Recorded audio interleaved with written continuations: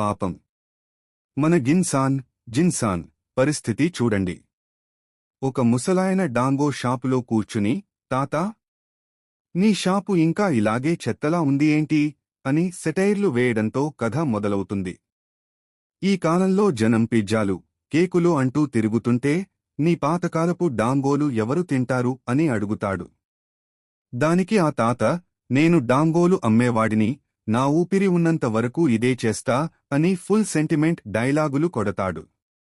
అంతలో ఆ తాత జిన్సాన్ నడుముకున్న కర్ర కత్తిని చూసి, అసలు సమురాయ్ల కాలం ఎప్పుడో అయిపోయింది కదా, ఇంకా ఆ కర్ర ముక్కను ఎందుకు మోస్తున్నావు అని అడిగితే, జిన్సాన్ మాత్రం ఇది ఉంటేనే నాకు మైండ్ ప్రశాంతంగా ఉంటుంది అని సీన్ కట్ చేస్తాడు.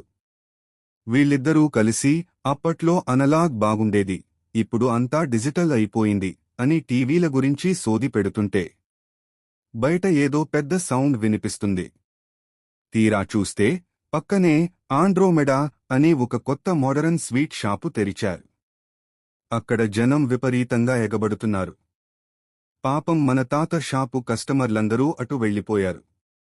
తాత, నీ దగ్గర అందమైన అమ్మాయిలు సర్వ్ చేసే వెయిట్రెస్లు లేరు, అందుకే జనం రావట్లేదు అని జిన్సాన్ అంటే, నా కూతురు ఉందిగా అని చూపిస్తాడు తాత.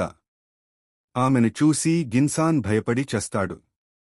పైగా ఆ తాత తన కూతురికి వెనక భాగం భలే రౌండ్గా ఉంటుందని కుళ్ళు జోకులు వేస్తుంటే జిన్సాన్ అక్కడి నుండి పారిపోతాడు. తరువాత ఆండ్రోమెడ షాపులో ఏం జరుగుతుందో చూద్దామని వీళ్లు అక్కడికి వెళ్తే వెయిట్రెస్లు అటు ఇటు తిరుగుతున్నప్పుడు వామ్మో, వాళ్ల బట్టలు, ప్యాంటీలు కనిపిస్తున్నాయి అని ఈ ఇద్దరు ముసలిముతక బ్యాచ్ తెగ సంబరపడిపోతారు.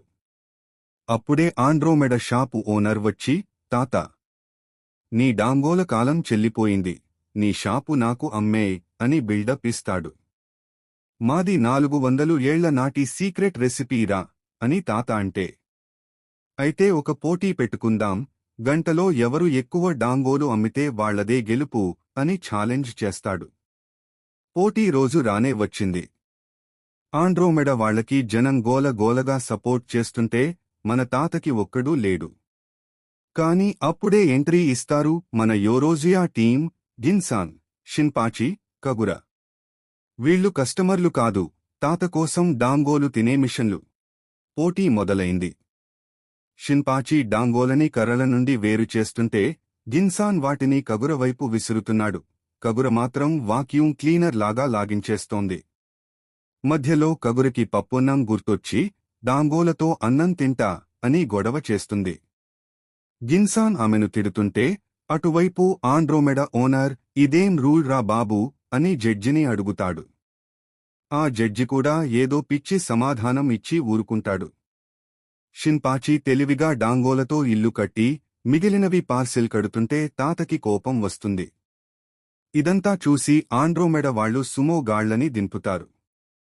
అప్పుడు మన టీం ఒక అసెంబ్లీ లైన్ పెట్టి స్పీడ్ పెంచుతారు. మధ్యలో ఒక డాంగో వచ్చి కగుర కంట్లో పడితే ఆమె, నా కళ్ళు పోయాయి అని ఏడుస్తుంది. ఇక లాభం లేదని జిన్సాన్ రంగంలోకి దిగుతాడు. తన కడుపు పగిలిపోయేలా ఉన్నా, షుగర్ లెవెల్స్ పెరిగినా లెక్క చేయకుండా డాంగోలు కుక్కుకుంటాడు. చివరికి ఆండ్రోమెడ వైపు ఉన్నవాళ్లంతా ఇక మా వల్ల కాదు, వాంతి వస్తోంది అని పడిపోతారు. మన తాత నవ్వుతూ, అతిగా తింటే ఎవరికైనా విసుగు వస్తుంది, కాని నా డాంగోలు ఎప్పుడూ బోర్ కొట్టవు అని ఒక డెప్త్ డైలాగ్ కొట్టి జిన్సాన్ నోట్లో చివరి డాంగోని బలంగా కుక్కేస్తాడు. అలా మన తాత గెలిచాడు. జిన్సాన్ కడుపు పగిలి హాస్పిటల్కి వెళ్లాడు.